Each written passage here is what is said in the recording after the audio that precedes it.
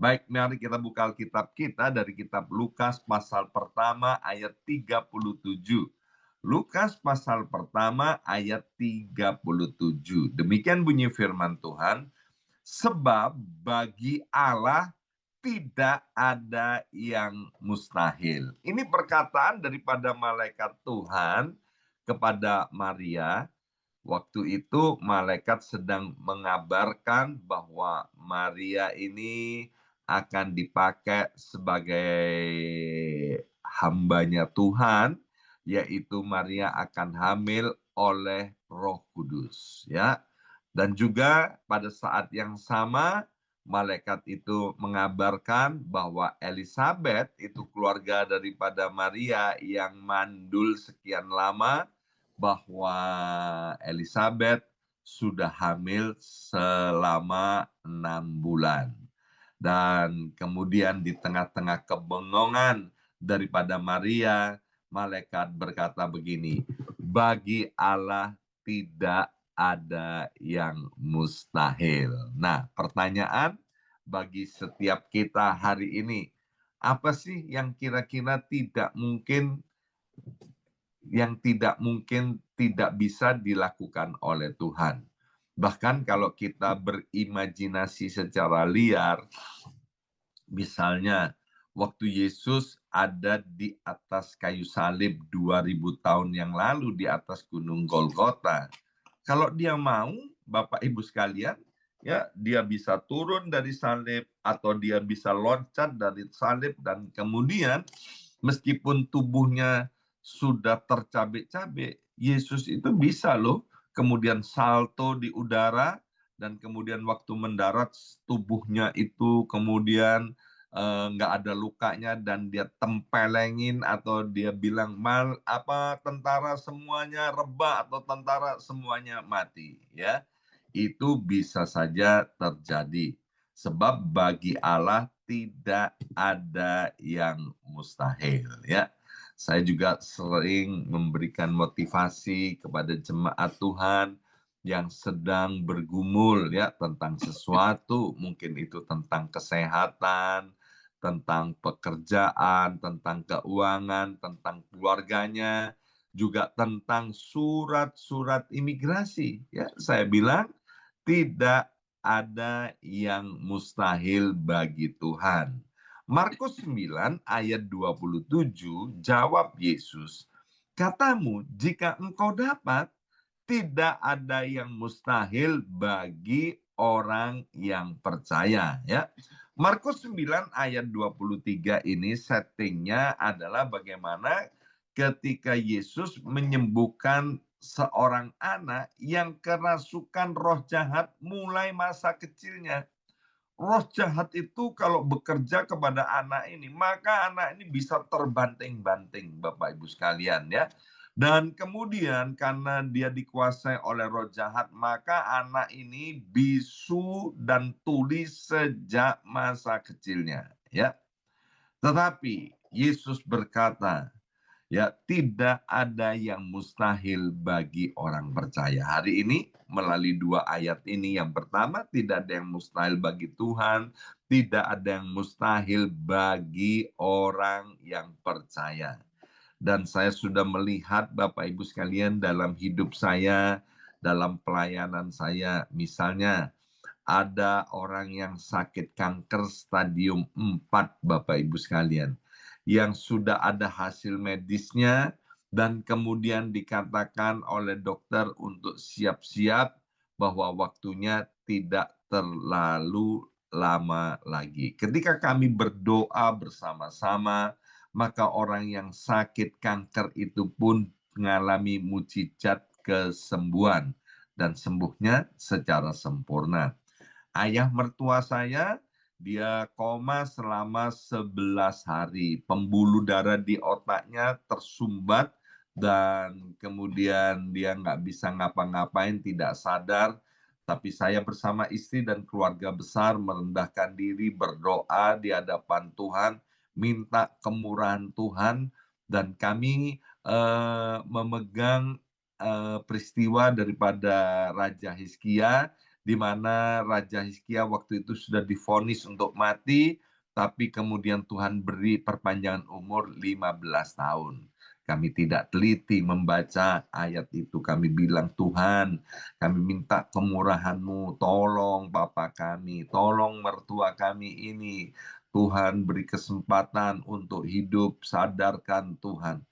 Luar biasa loh Bapak Ibu sekalian ya. Tidak ada yang mustahil bagi Tuhan, tidak ada yang mustahil bagi orang percaya. Hari yang ke-11 bangkit Bapak Ibu sekalian. Hidup ya kan, dan kemudian sehat. Dan apa yang terjadi setelah pas 15 tahun ayah saya meninggal dunia gara-gara permintaannya salah, ya kan? Jadi kami juga heran-heran. Coba pada waktu itu minta Tuhan kasih perpanjang 40 tahun, ya kan? Waktu itu Hizkia kan tidak minta sama Tuhan supaya diperpanjang 15 tahun. Itu kan kedaulatan Tuhan, ya kan? Dan juga saya sudah melihat bagaimana anak-anak Tuhan yang bergumul tentang surat-surat imigrasi di New York ini ya. Sebagian besar ketika merendahkan diri, berharap kepada Tuhan. Tuhan bikin mujizat loh Bapak Ibu sekalian ya. Di tengah-tengah orang banyak yang bilang gini, aduh nggak ada lagi sekarang suaka politikan ya. Pemerintah sudah tidak nerbitkan lagi. Kemarin Desember 2023 ya, waktu saya mendampingi di pengadilan, juga ada anak Tuhan yang di-granted, Bapak Ibu sekalian ya. Jadi sekali lagi tidak ada yang mustahil bagi Tuhan, tidak ada yang mustahil bagi orang percaya. Maka itu Bapak Ibu sekalian, kita harus hidup ini beriman kepada Tuhan. Sebab Alkitab bilang tanpa iman tidak ada seorang pun yang berkenan di hadapan Tuhan ya. Jadi kita harus beriman bahwa Tuhan itu adalah Allah yang maha kuasa, Allah yang maha besar, dan ini yang penting sekali, bahwa Tuhan Allah itu adalah Allah yang penuh kasih, Allah yang maha baik. Bapak Ibu sekalian, sudah dibuktikan dengan cinta kasihnya kepada kita melalui kematian dan kebangkitan di atas kayu salib 2000 tahun yang lampau ya. Itu harus Bapak Ibu sekalian kita tanam di alam sadar dan alam bawah sadar kita, bahwa kita ini adalah pribadi yang dicintai dan dikasihi oleh Tuhan ya. Nah, Roma pasal 4 ayat 18 sampai dengan ayat 19 itu berbicara tentang Abraham. Sebab sekalipun tidak ada dasar untuk berharap, namun Abraham berharap juga dan percaya bahwa ia akan menjadi bapa banyak bangsa menurut yang telah difirmankan. Demikianlah banyaknya nanti keturunanmu. Imannya tidak menjadi lemah, walaupun ia mengetahui bahwa tubuhnya sudah sangat lemah. Karena usianya telah kira-kira 100 tahun dan bahwa rahim Sarah telah tertutup. Ya. Ayat 19 ini menerangkan bahwa Abraham itu sudah impoten, Bapak Ibu sekalian, tubuhnya sudah sangat lemah, dia udah tua sekali. Yang kedua dijelaskan bahwa istrinya yang bernama Sarah, rahimnya sudah tertutup. Dalam terjemahan lain dikatakan sudah mati haid. Coba bayangkan, dari seorang yang impoten, seorang yang mati haid, mana mungkin bisa melahirkan keturunan ya satu orang, apalagi banyaknya seperti bintang di langit, seperti pasir di tepi lautan. Sama sekali ini hal yang tidak mungkin, tidak masuk akal ya. Tapi ayat 18 tadi mengatakan ya, meskipun tidak ada dasar untuk berharap ya, Abraham tetap beriman dan percaya. Nah, hari ini Bapak Ibu sekalian, apa sih yang kita pegang dari Tuhan? Firman apa? Apa yang kita imani yang sudah ditulis di Alkitab itu Bapak Ibu sekalian.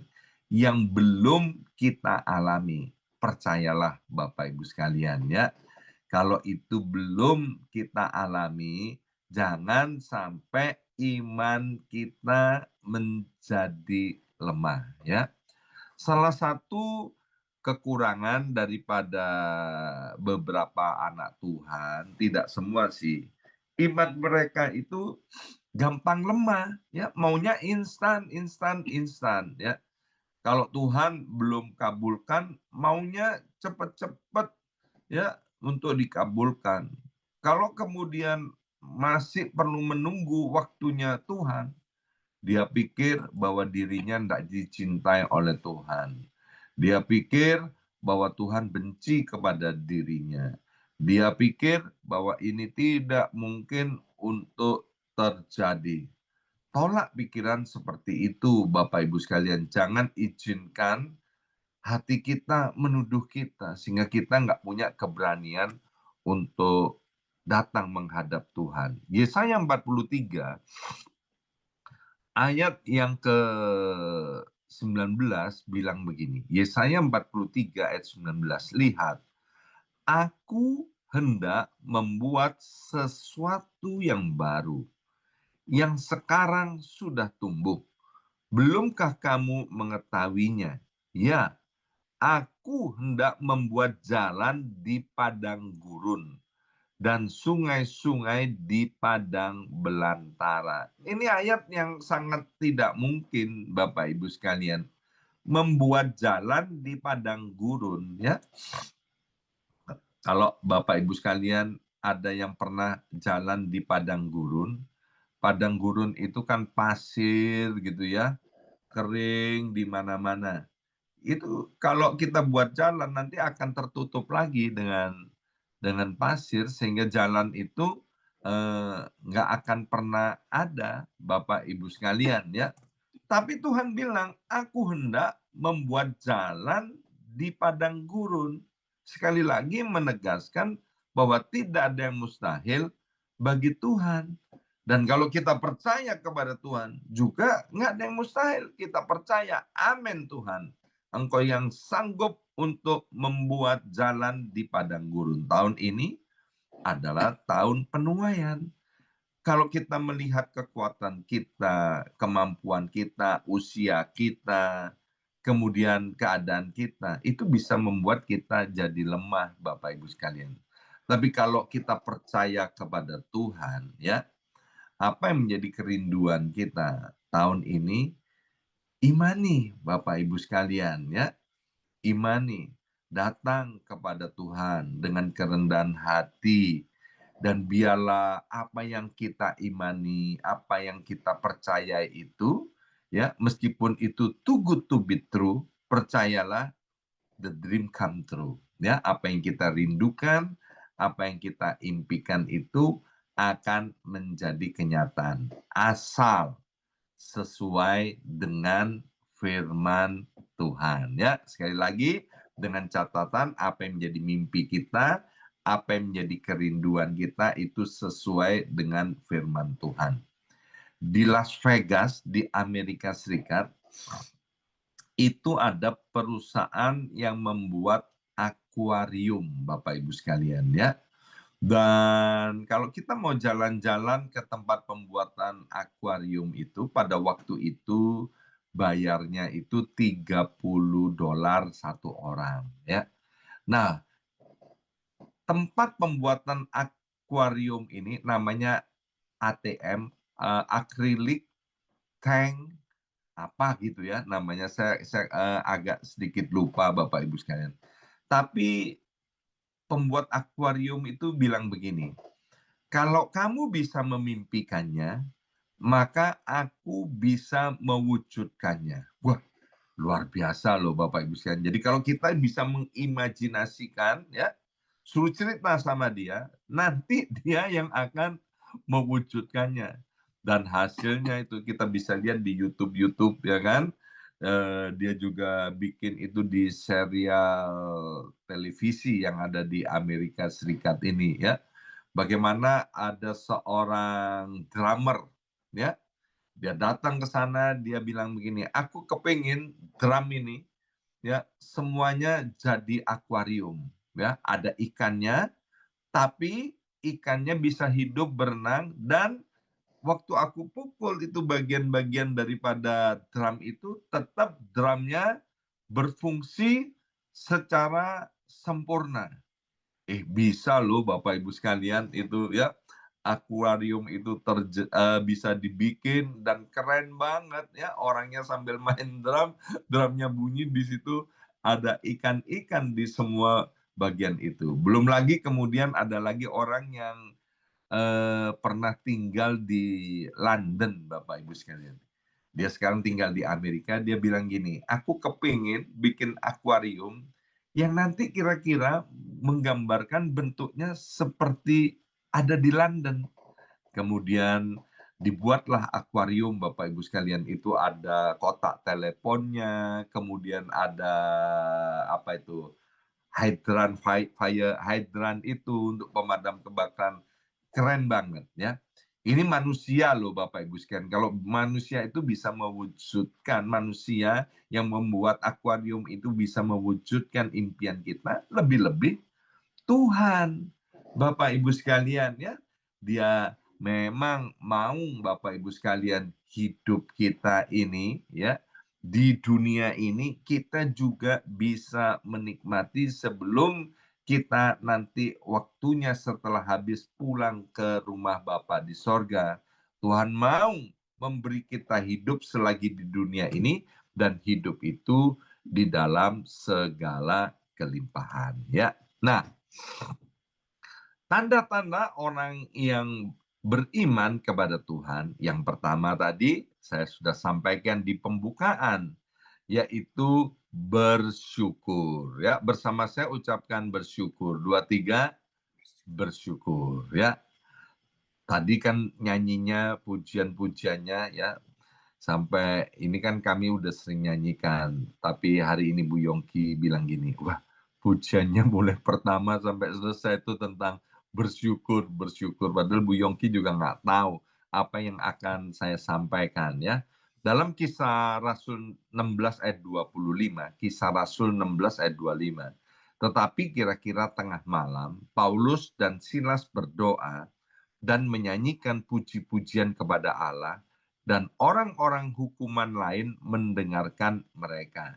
Ini Paulus dan Silas, gara-gara dia bersemangat memberitakan Injil kebenaran, Injil keselamatan di dalam Yesus, Bapak Ibu sekalian, maka dia ditangkap oleh pemerintahan Roma, ya, dan dia nggak tahu kapan akan dikeluarkan dari penjara itu. Ya, dia ada di penjara dan ditaruh di tempat yang paling dalam, dan kemudian dijaga oleh beberapa pengawal, dan pengawal itu secara gantian untuk menjaga Paulus dan Silas. Tapi lihat, di tengah-tengah penjara, Paulus dan Silas yang mengabarkan Injil itu, dia di penjara bukan karena berbuat jahat, dia bisa menaikkan puji-pujian. Dia bisa bersyukur karena dia tahu ya bahwa Tuhan itu pasti melihat apa yang sedang dia alami.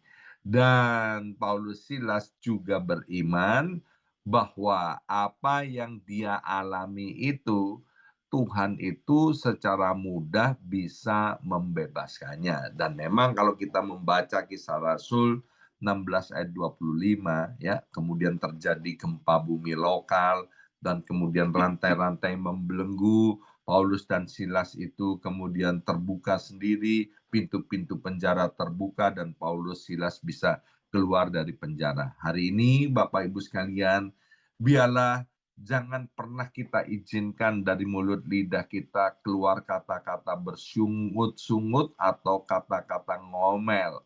Biar dari mulut lidah kita, ya, kalau kita nggak bisa bersyukur, naikkan puji-pujian, puji-pujian yang meninggikan Tuhan, puji-pujian syukur, kan banyak Bapak Ibu sekalian ya. Nah, orang yang beriman, Bapak Ibu sekalian, dia akan memiliki keyakinan bahwa dia itu pasti ditolong oleh Tuhan. Dan orang yang punya iman ini, dia tahu waktu Tuhan itu adalah waktu yang terbaik. Ya. Waktu kita sering terlalu cepat atau terlalu lambat waktu kita. Tapi waktu Tuhan tidak pernah terlalu cepat, waktu Tuhan tidak pernah terlalu lambat. Waktu Tuhan itu selalu tepat, ya. Kapan kita akan mengalami pertolongan Tuhan? Tuhan tahu itu waktu yang terbaik, ya.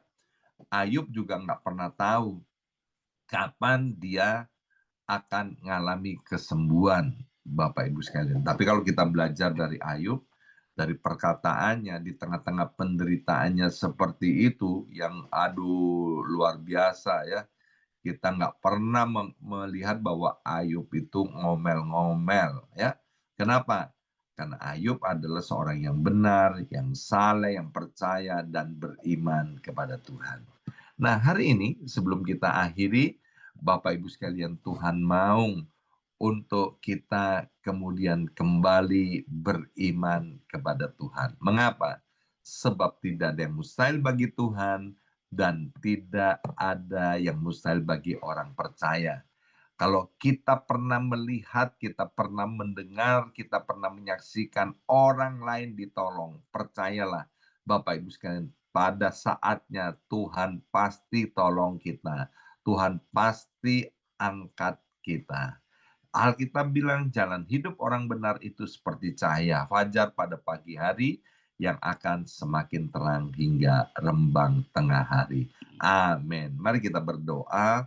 Materaikan setiap benih kebenaran firman Tuhan ini dan berkatilah setiap anak-anak-Mu.